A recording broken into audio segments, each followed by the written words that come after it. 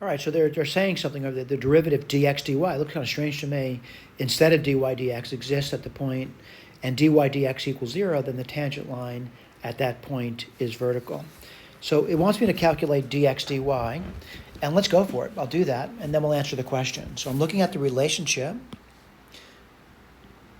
and I'm going to differentiate this thing with respect to y. Let's put that down. So derivative of y to the fourth would be 4y cubed, and then you'd write down dy dy, which is 1. The derivative of 3 is 0. Then what do you get? 10x, and then you're going to write down dx dy. All right? Put the next one down. It's going to be plus 10y. Then you write down dy dy, but dy dy is 1. All right? Now, let me make sure I'm answering their question. Oh yeah, calculate dy dx. I'm sorry, dx dy for this relationship. So let's write that down. And I'll put this over here, 10x dy. I keep saying that, don't I? I got to be careful. It's not dy, it's dx dy.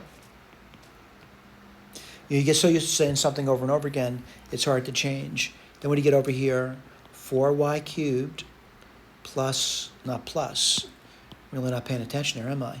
Minus 10y. What are you going to do now? Well, dx dy is going to be 4y cubed minus 10y over 10x. I'm going to reduce it a little tiny bit. I'm also going to factor it as I reduce it.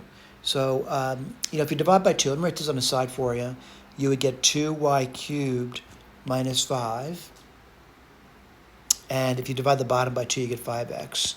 Let me write that down for you. 2y cubed minus 5 over 5x. Again, you may have to go back and read, but I think after getting that, let me see if I got the derivative right. And the derivative is over here. And what I say, 2y cubed minus, oh, you know what? I made a mistake somewhere. Oh, you know what I made a mistake? It's y. Sorry about that. I do see the y there, by the way. So it's a mistake nonetheless, but I did look at the key, and I corrected that. Over 5x. Looks good. All right? So I want to find out what the question is now. I got the derivative.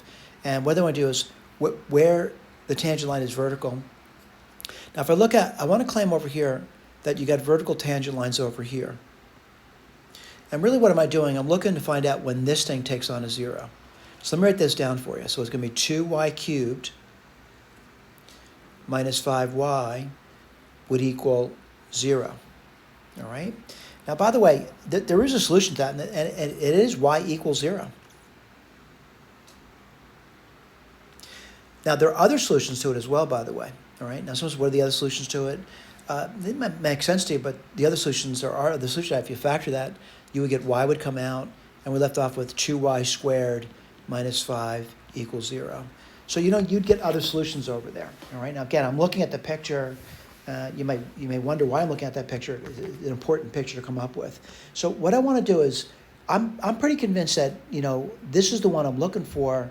And that's where y equals 0. Clearly in the picture, y equals 0 there. I wonder what the point is, though. So what do? I go back to the original equation. Where is it?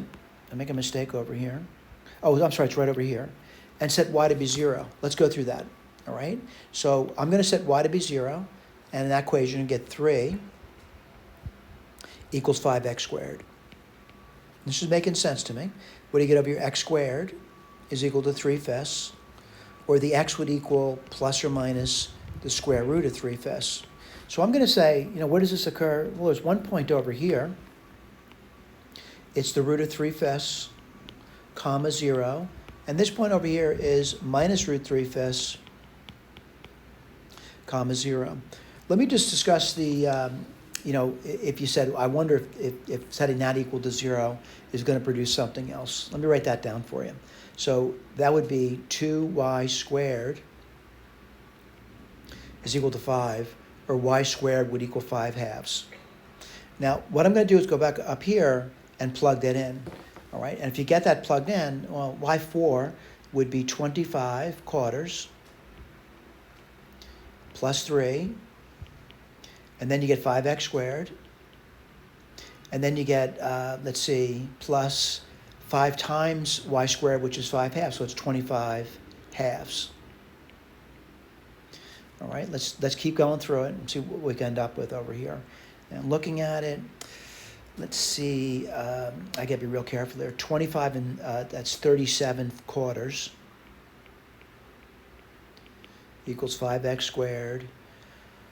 Let's see, and then you get 25 halves, which is 50 quarters. And I get something that's rather confusing at this point. Subtract 50 from both sides, and you get minus 13 quarters equals 5x squared. There's no real solutions over here. So although it was a path I followed, it didn't produce anything of substance at this point. So my picture's, accurate. This one over here, this one over here. And let's see if they got those answers. Now I noticed in the answer key, they did some rationalization. I'll put this over here. So I'll write this over here as 3/5. I'm going to multiply top and bottom by 5. You get 15 over 25. And that would be root 15 over 5. And that's why they're writing these numbers down over here. Sort of like the polite way of writing the numbers down. But we're good. We're good to go to the next question. Thank you.